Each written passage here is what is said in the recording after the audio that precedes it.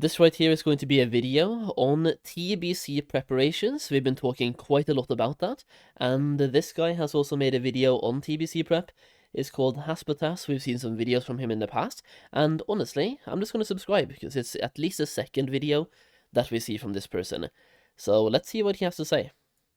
You are not prepared! Hey guys, what's up? I hope everybody's doing great and you all had a great holidays. Okay, I see that he's in the bottom left. I'm just going to quickly check at a couple of points in the video. He is still in the bottom left, so you know what? I will move myself. I will go top left. We got 2 weeks left before the Burning Crusade, and everybody's in the prep mode. I mean, have you noticed that it's so much harder to find raid, pugs especially? At least 2 guilds that I used to run Nax with no longer run Nax. And I mean, I understand why, right? All this gear that we're getting, it's going to be obsolete, irrelevant here in a couple weeks. Have you noticed the price of the consumables?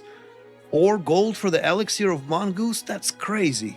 That right there is telling you that barely anyone's raiding any longer. Well, with all that in mind, I thought that I'd come up with my own list of 10 things that everyone should do to prepare themselves for the Burning Crusade, to get a head start. So here we go, 10-point list to get ready and be prepared for the Burning Crusade.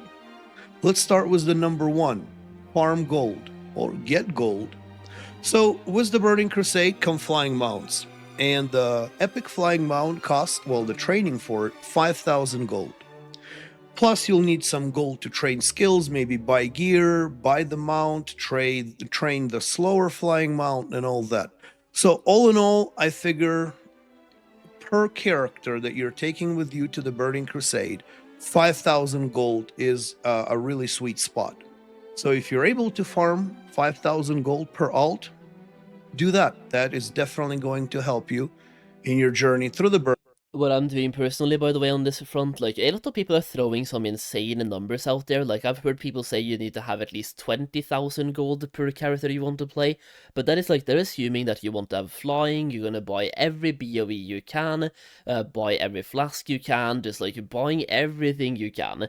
The number that I'm going in with is 7,000 gold, and that's it. Like, not per character, just 7,000 gold. Because also, if you're farming gold right now, you will probably, for the most part, struggle to make 100 gold per hour. In TBC, you will struggle to not make 100 gold per hour.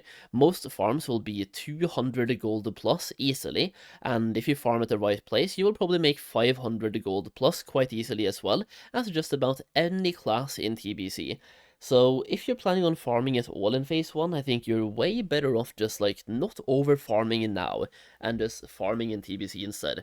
You can get at least double the value of your time, if not triple or quadruple the value of your time by farming in TBC instead.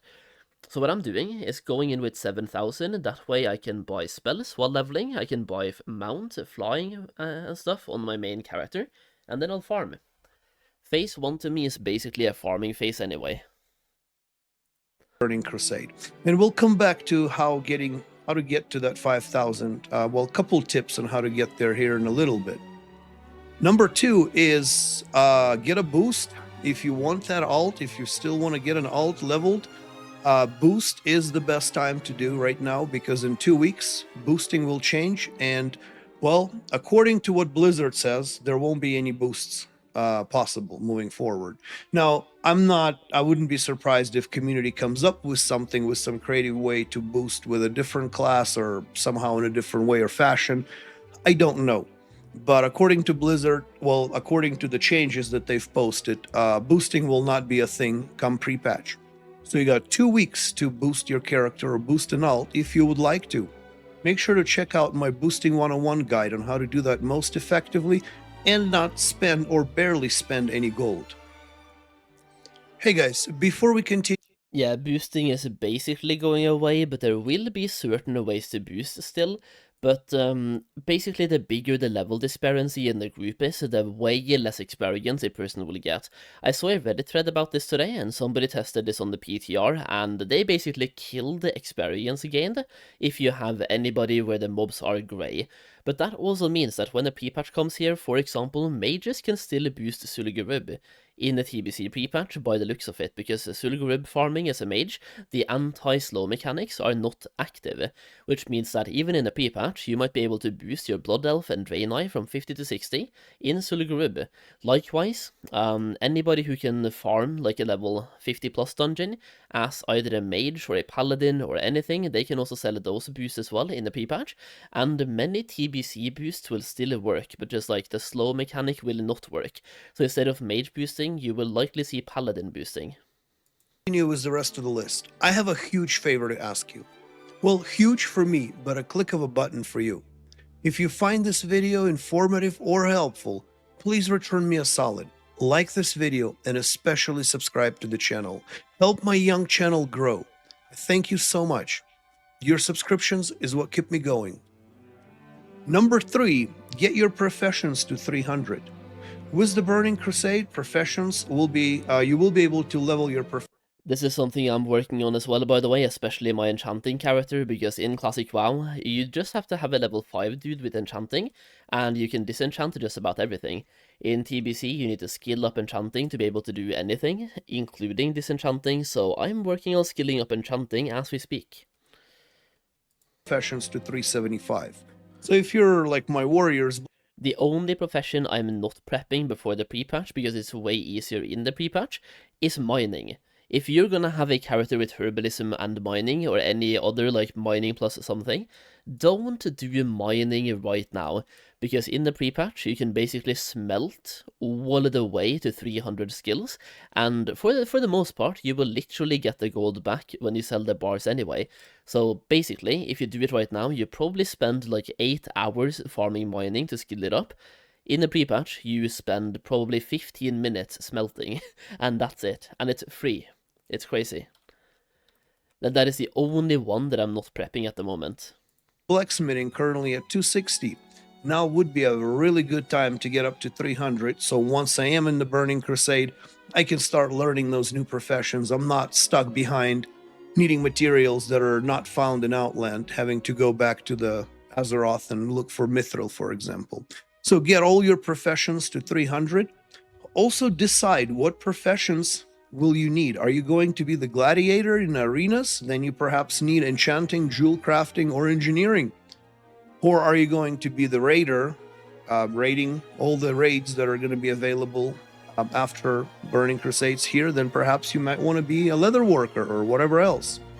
Or are you looking to make as much gold as possible? Then perhaps herbalism and mining would be the professions you would want to get. Perhaps respecking from old professions to new. Like my rogue is an alchemist, and I just recently changed the skill profession to engineering, got engineering to 300. And my second profession will be jewel crafting. If you're planning to be jewel crafter, then make sure you get all the resources, which I have another guide on everything you will need to get your jewel crafting up to 300 the moment pre-patch hits. So make sure you stack up and you have that. So the moment pre-patch is there, within the hour, your jewel crafting is at 300. Number 4, reputations. Now, that is kind of preferential, I guess. I like to have, there's some reputations that I've never achieved or never got to a point where I want them to be.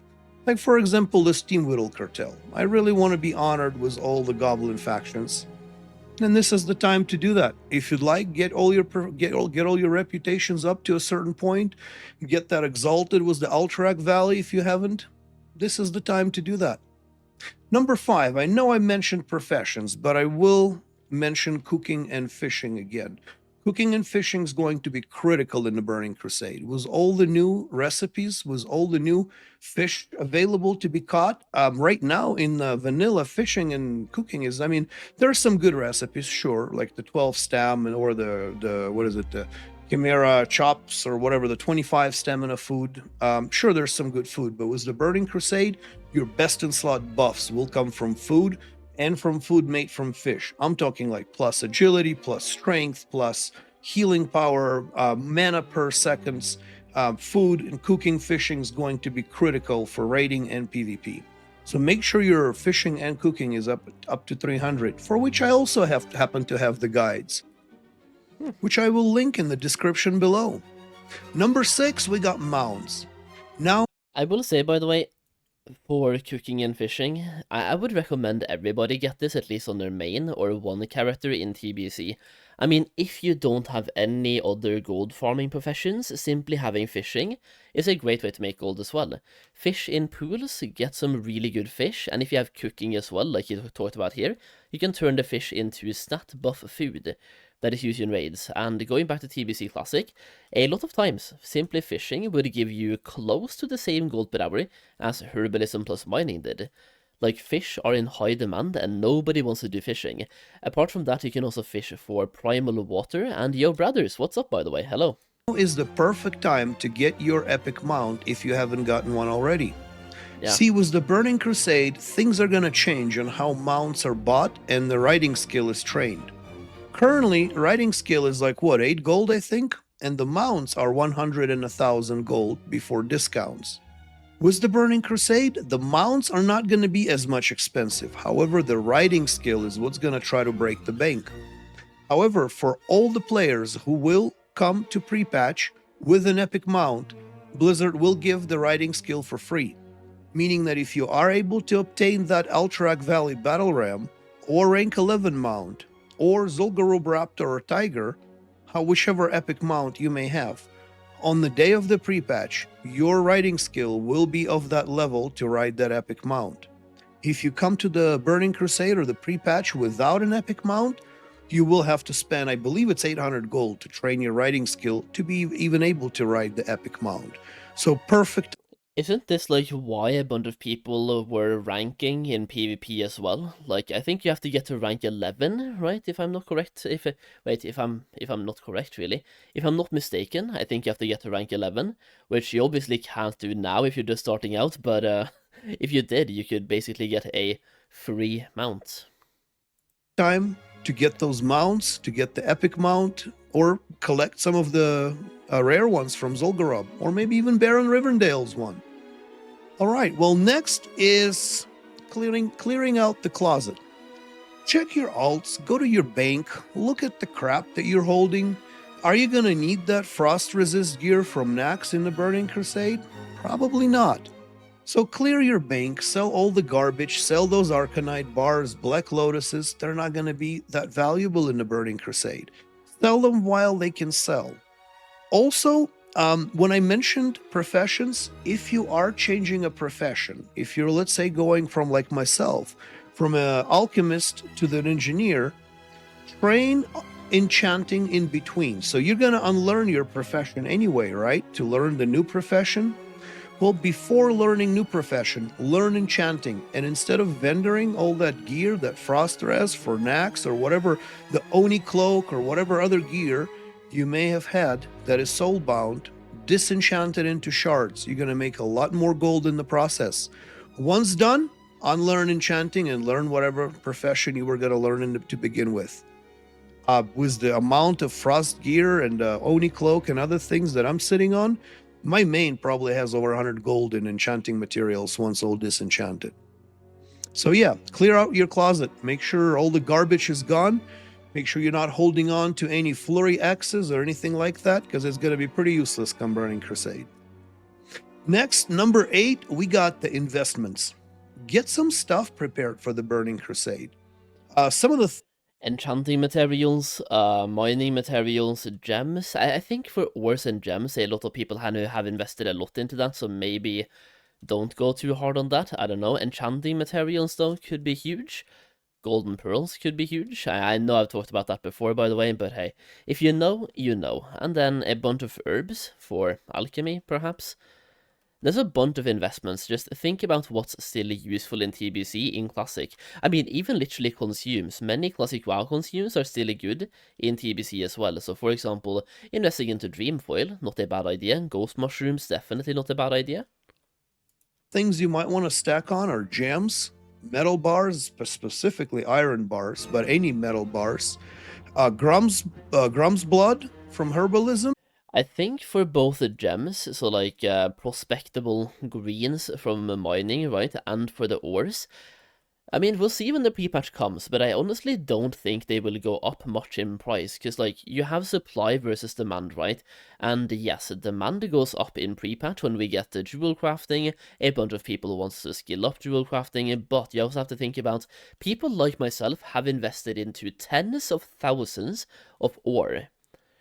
So the potential supply might actually be able to keep with the potential demand, at least for the pre-patch. Chances are that these ores will go up in price later in TBC, but in pre-patch, people might be expecting a bit too much when it comes to ores and gems.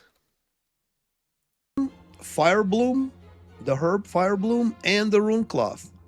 That's what I will be. I mean, there are more things that you can invest in that probably will cost more in the Burning Crusade, but those fives are pretty much guaranteed to go up in price.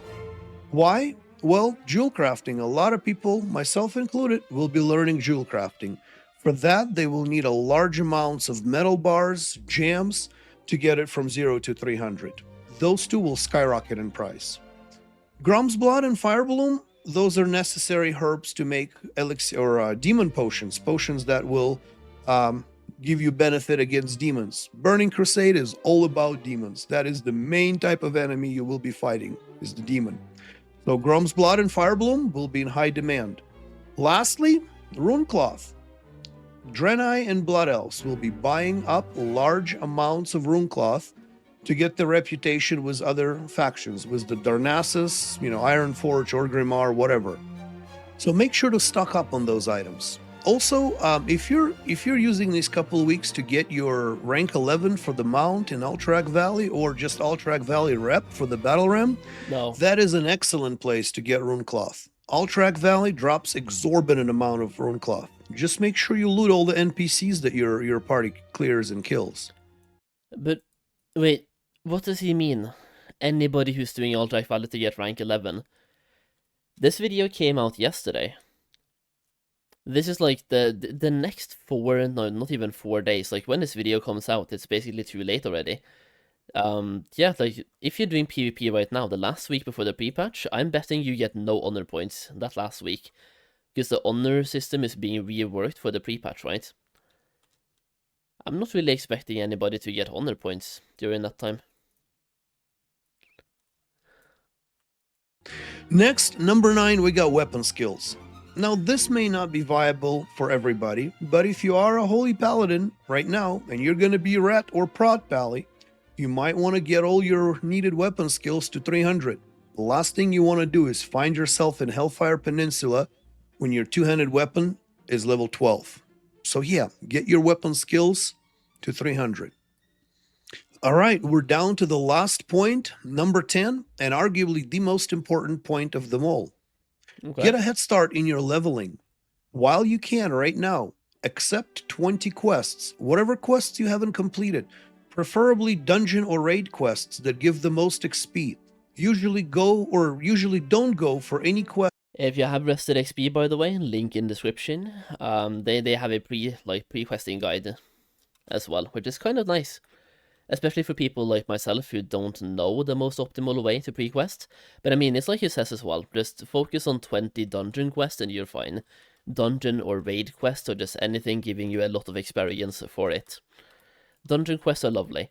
I mean, if you do, for example, Stratholm and Skolomans in the Eastern Plaguelands, you can also combine that with the Materials you hand in, like the Crypt Fiend parts, the bone parts, dark iron scraps, like core of elements, those things, savage fronts, those items, right? Quests that give less than 9,900 XP. That's the standard Skolomans or Stratholm quests.